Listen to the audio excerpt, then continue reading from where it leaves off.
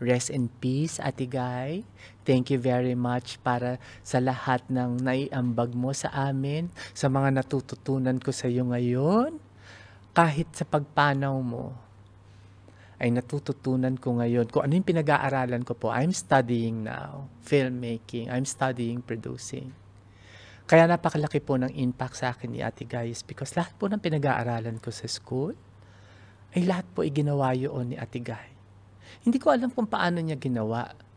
Kasi hindi naman po and this is not to demean her, but it is what it is. Yun po yung talagang reality ng kwento ng buhay niya. Hindi po nakatapos ang pag-aaral si Ate Guy. At 14, she was already carving her destiny. And she was able to. So, ang dami po natin pwedeng matutunan. Hindi po perfecto. Marami na nagsasabi sa akin, but si Ate Guy, dami na naging problema na. May ganito siya, may ganito na. Ayokong banggitin mismo just for the respect. Please. Wala pong taong perfecto. And Ate Guy is a national artist and not a saint. She is also an artist before even becoming a national artist. And an artist means she's different.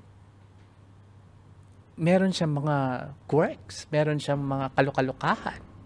At kailangan po natin tanggapin yon. Pero hindi po ibig sabihin nun ay may diferensya si Ate Guy.